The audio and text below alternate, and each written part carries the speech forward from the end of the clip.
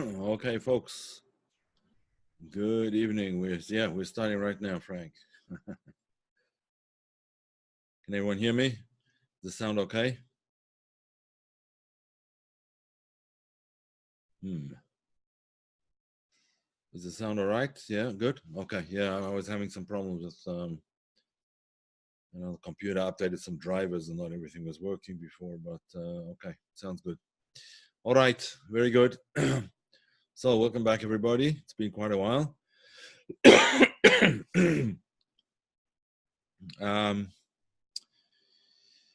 This week's Torah reading is a very significant one. It begins with the story of Abraham, and there are some very significant and important lessons which we can learn. In fact, the sages say about all of the patriarchs, Abraham, Isaac, Jacob, Joseph, and so on and so forth, all the stories in the Torah are actually a lesson, a Musa Haskel. They're there to teach us how to approach issues in our own lives. As the sages say, Maisa Avois Siman Labonim. What goes on with the forefathers is a sign for their children as well. And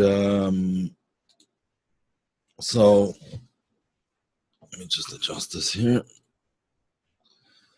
So what goes on with the forefathers is a sign for us as well. In other words, what happened with them is something that we ought to learn from. And so in today's Torah reading, Abraham receives an instruction, which is the famous words Lech, Lecha. And I'll explain what these are in a minute. Lech, Lecha, go, literally go to you. Go to you. In other words, in a sense, go towards yourself. Go to you, Lech Lecha, Mimoladetcha, Mi'artzecha, from your land, Mimoladetcha, from the place of your birth, or from your father's household, from your father's household, etc., to the land that I will show you. Now, Kabbalistic works interpret this instruction not only as an instruction to Abraham himself, obviously, but as an instruction to the soul in general. That the soul is told, go, take this journey. Go towards yourself. Lech lecha. Go towards yourself. What does this mean? What does it mean, go towards yourself? So, the meaning behind it, first of all, is as follows. Something that I mentioned before, but it bears mentioning again.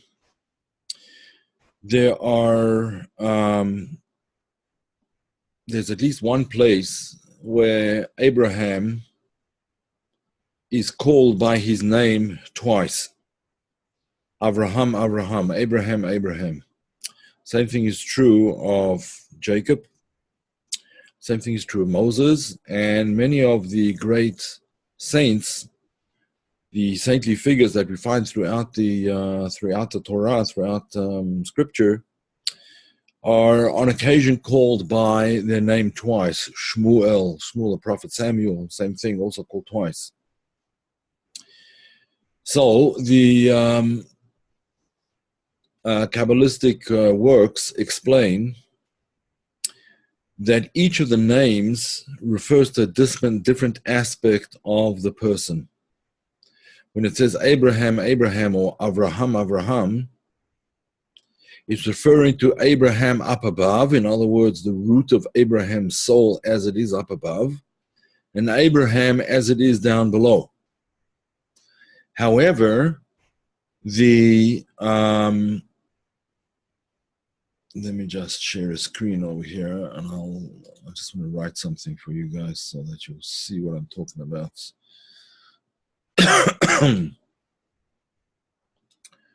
Okay.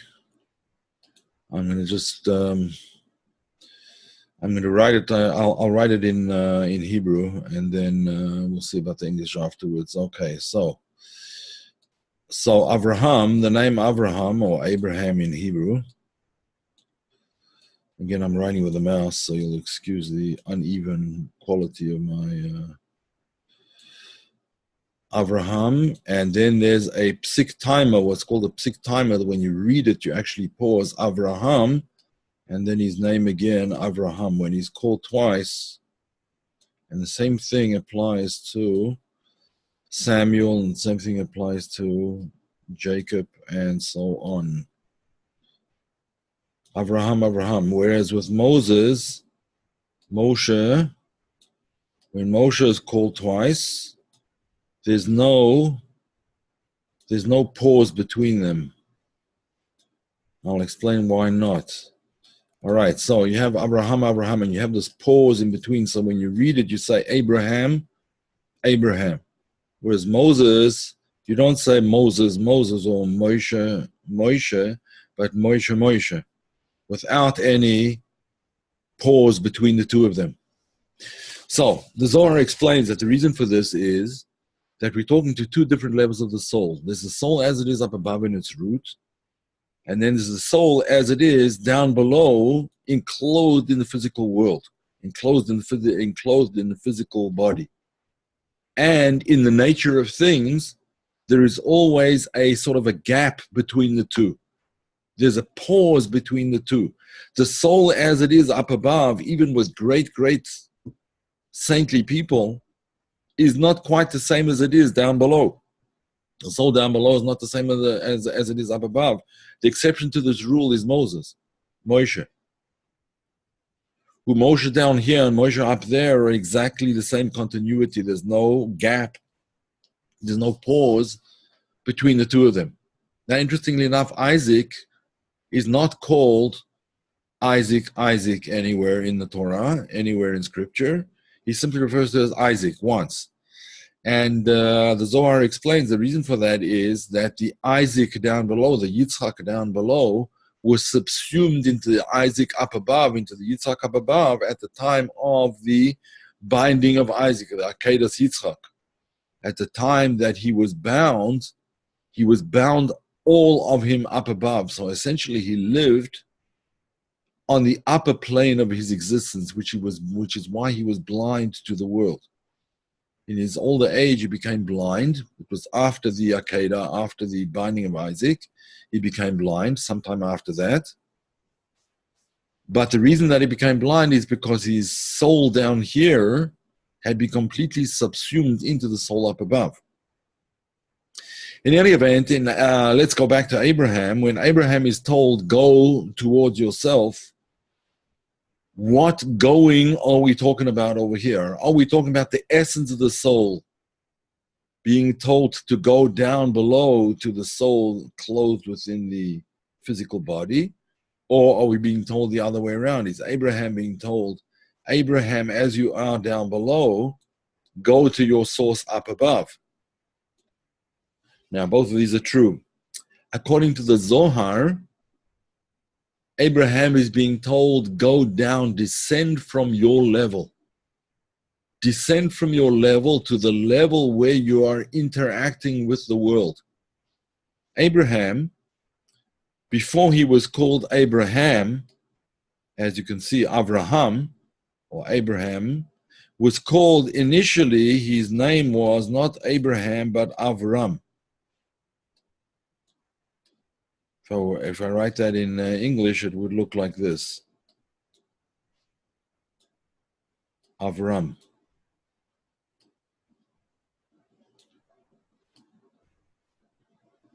Avram, not without the letter Hey involved over here, without the letter Hey, Avraham. That was added to him later. His name was Avram because he was, as the Zohar points out, Av Ram. The Zohar explained as well by the Arizal, Rabbi Luria. Av Ram. Av meaning father, literally. Ram, lofty. Lofty father. Now, let me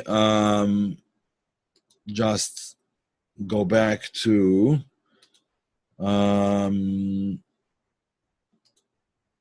share another screen. here. Okay. If you, I assume everybody can see the screen, right? Now, let me, just 1 second here. Yeah. Okay. The sphere over here that we're talking about, the sphere of Chokhmah, is called Av, or Abba. Now, I've explained this before, and let me just state it briefly again. Each of the Sphirot, each of the divine emanations, there are 10 divine emanations. There are only 10 of them, although we count altogether, if you have a look at the tree of the Sphirot, you will see that there are actually, this doesn't work with the, yeah, there are actually 11 if you count them up all together. There's 3, Keter, Chokhmah, Bina, then Da'at. But the Kabbalists tell us that when we count Da'at, we don't count Keter, and we count Keter, we don't count Da'at.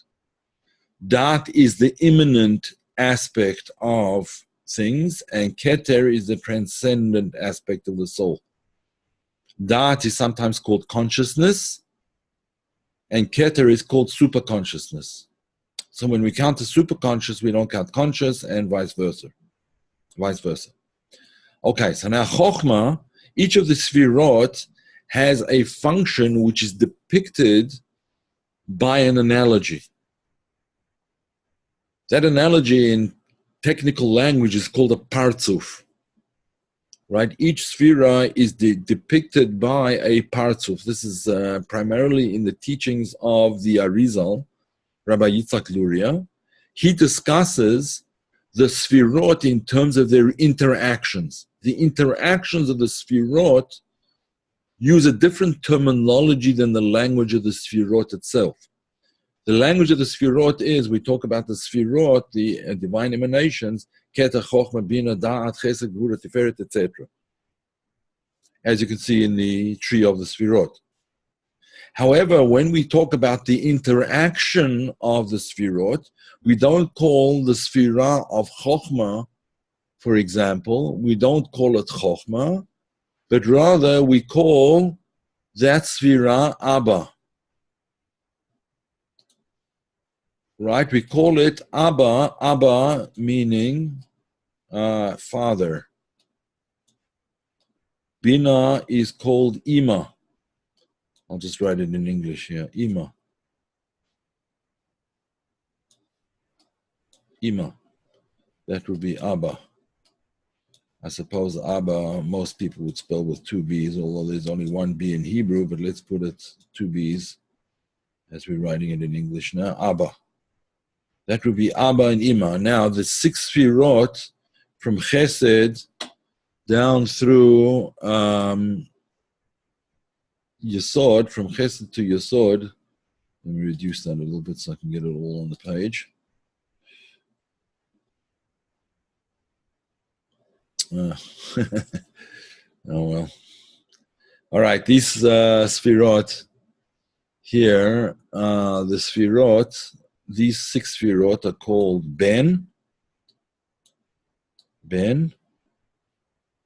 meaning the sun, Ben, and Malchut would be called Bat, the daughter, right? That would be the son and the daughter. Unfortunately, these drawings here they don't stay in place like they should, but anyway, whatever. Okay, they don't go along with the, in any event. So Abraham is the Sphira of Chokhmah, Av or Abba, Ram, lofty Chokhmah of the world of Atzilut. As we all are familiar with already, there are primarily 4 worlds. There's actually 5, but we talk mainly about the 4 worlds. There's the highest world, or the highest immanent world we talk about is Atzilut, and then Bria, Yetzira, and Asiya. Those are the 4 worlds. There's a transcendent world called Adam Kadmon, which we've spoken about many times. But that's a transcendent world which we don't speak about so much in our classes, although it is spoken about in the writings of the Arizal at great length. In any event, Abraham was initially on the level of Chochmah of Atzilut, of Ram. In other words, he was a very, very lofty soul. And as he was in himself, he really did not relate to the world very well at all. So according to the Zohar, this instruction of Lech Lecha, go towards yourself, was actually an instruction for the essence of his soul as it is up above to descend down into the conscious level of soul down below. For what purpose? In order to bring the light of the essence of his soul into this world. That's the way the Zohar explains it. And that is the journey that the Zohar talks about. The journey from the lofty essence of Abraham's soul down to the soul enclosed within the body, in order to bring the light of the soul into the world. The Arizal, Rabbi Luria, talks about the opposite journey. The journey from Abraham as he is down below. Let's get back to our previous screen here. Let's see, I hope that it remains. Yeah, there we go. The Abraham down below, let me just remove some of these drawings over here, which are getting pretty messy. Okay, we're getting there, folks. We are getting there. Okay, there we go. So, the Abraham down, according to the Zohar, the movement is from the Abraham up above to the Abraham down below. According to Rabbi Luria, it's Abraham down below that has to move up to the root of his soul up above in order to realize the root of his soul. The ultimate purpose of existence is to bring godliness into this world, but the preparation for that is that a person has to seek out the root of his own soul. So this is the message that is in fact given in this week's Torah reading. On the one hand, we are told, may the essence of your soul illuminate the world with your unique contribution to this world. May the essence of your soul illuminate the world with your unique contribution, the contribution which only you can make. On the other hand, a person living in this world who is not yet enlightened is told, as the Arizal says, to seek out the essence of his soul, to move from the consciousness of my physical being to the superconscious of my essential being. So both of these movements are in fact valid, and both of them perhaps happen at different times, or ought to happen at different times for the individual.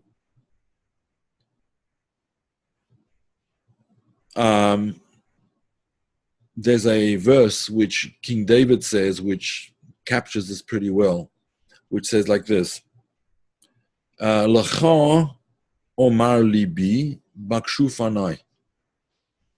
My heart says, my inner dimension, my heart, my inner dimension says on your behalf, on God's behalf, seek out my countenance.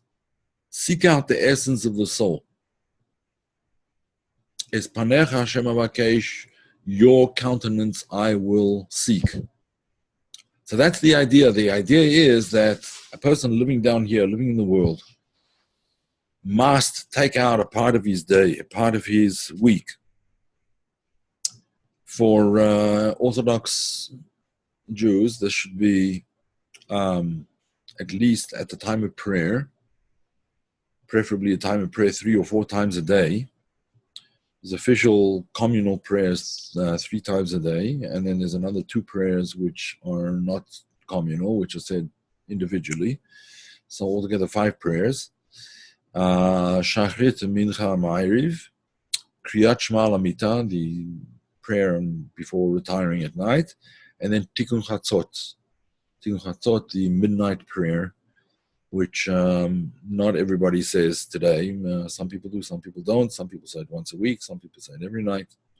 In any event, at least at the time of prayer, and preferably even before the time of prayer, at the time of meditation before prayer, the idea is to seek out the essence of the soul, to seek out our inner countenance. And the reason for that, or the purpose of that, is to be able to bring that unique light that every individual has, to bring it into existence in the world, to make it shine here down below in each person's unique contribution to existence that could not have been fulfilled by somebody else, at least not in the same way. And that is the purpose of this week's instruction. Lech, Lecha, go towards yourself. Go towards yourself. Most of us require, first of all, to move towards the inner essence of ourselves. It's only after we've done that in Abraham and in fact already completed this journey from a very, very young age. The sages tell us from the age of 3, he had a very inquiring, inquisitive mind and wanted to know how everything got here.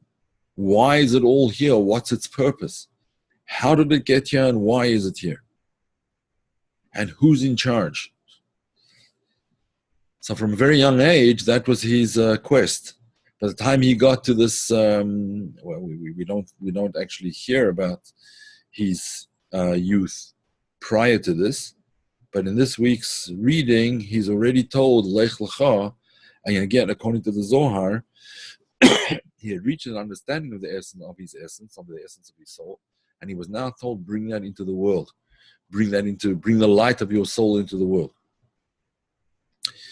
But the instruction remains both ways.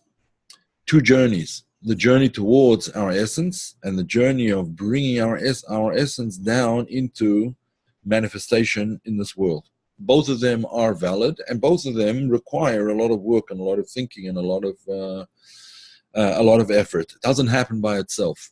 This whole concept of sudden enlightenment, well, it may happen with some people. It may be a possibility. Maybe as a result of previous incarnations that a person is already born on a higher spiritual level. It can happen. But in general, for the vast majority of people, it's something that we have to work on. There wouldn't be an instruction for us to do this if it was something that came naturally. It's not something that comes naturally. It's something that demands work and something that demands effort and time and so on. And usually the revelation is not instantaneous. In other words, a sudden opening of the eyes, but it's usually a gradual process of becoming familiar with the inner workings of the soul, how it operates, how it cleaves to its source, and so on. And we will perhaps talk more about that in subsequent lessons. Okay, so we have a couple of questions here. Do we have a consciousness that we are getting into prior journey here? And if so, is it typical for all of us not to want to come here due to the bliss we're currently in versus the worth that comes with coming here? Very interesting question, Ernest. That's a very interesting question. Basically, the question is, does the soul actually want to descend into this world? Now, interestingly enough, the Zohar also discusses this, and it's particularly found in Hasidic texts that discuss this at length. And the conclusion is that, yes, the soul does want to come into the world. In fact, the soul is waiting up on high for its opportunity to be born into this world, which is gives us pause to think about what happens when people refuse to have children, or when they do have children and they get rid of them, abortion and so on and so forth. Gives us pause to think. Yes, it is known that the soul has a very strong desire to be down below, because without coming down below here into this physical body, it could never manifest its essence. Its essence can not be revealed even to the soul itself without it coming down to the body.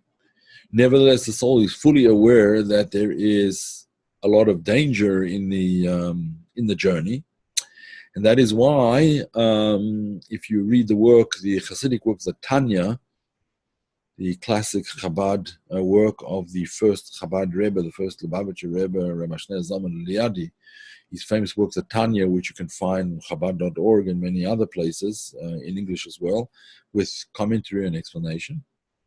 So we find in the works of Tanya that the soul is actually given an oath before it comes down. Why? It's given an oath that it should go in a certain path and it should follow this path. And why? Why is it given this oath? This oath is a what's called in Hebrew a nesinas koach. Nesinas koach means it's given special powers by virtue of the oath. Once a person has made an oath, once the soul has made an oath, it's obligated to keep it. It's an extra. For example, if one makes an oath that he's going to give up smoking, let's say, for example, right? That gives extra impetus and extra energy in guarding against smoking because of the oath, not just because we know that it's bad for us. But I made an oath. How could I possibly not stick to it? Okay, so very, very good question. Does the soul know before it enters the body what its mission is? No, not necessarily. Yes, the soul up above does know what its mission is, but once it comes down to the body, it's a whole process of concealment in order for the soul to actually come down to the body. Therefore, once it's already invested in the body, its initial path, its initial connection up above is actually concealed, it's hidden. And the process of living in the world and living properly in the world and doing what it is that we're supposed to be doing is a process of uncovering the journey from above to below, reversing that journey from below to above, and seeking out our inner countenance. In order to be able to do this, so of course there's all kinds of advice, the helpful advice that is given by Kabbalistic sages in particular, but by the sages in general. And it is a process which is individuated to each and every person. In other words, it's an individual path for every person. Yes, there's some general rules and some general ideas, but because the root of every person's soul is different, therefore the path that such a person has is also generally different. Very often this is revealed in a person's name. The name is a clue to the path that he or she ought to be taking in order to return to the root of the soul. Why is it written against? Very good question also, Leah. Why is it written again? Against your will you were born, and against your will you die. Against your will you were born because ultimately the soul, as it is up above, is really in the Garden of Eden. It's in a very high, lofty spiritual state, which is very difficult to leave. Nevertheless, it wants to leave that state in order to ascend to a higher state. But against your will you are born, because the will is to stay in this idyllic state, the Garden of Eden is essentially called, but with the knowledge that one's not going to get higher than that, and in order to be able to get beyond that, the soul must come down to a physical body. So both of those ideas are extant. On the one hand, it doesn't want to come down. On the other hand, it knows that by coming down, it's going to reach up eventually to a higher level. I hope that answers that question. What determines the type of body? I was asking, what determines the type of body that is chosen to enter this world? In other words, why would a soul descend to non-Jewish parents only to convert later, for example? Yes, that's also an excellent question. And the answer is that the soul, generally the soul of a ger, the soul of a convert, is actually a very lofty soul, and that's why it comes down into a state of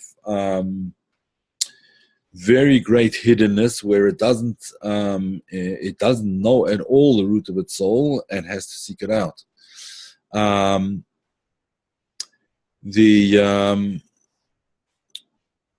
There's a book called Nefesh Hager, the soul of a convert. Now, interestingly enough, it's pointed out again in Kabbalistic literature that it doesn't say the soul of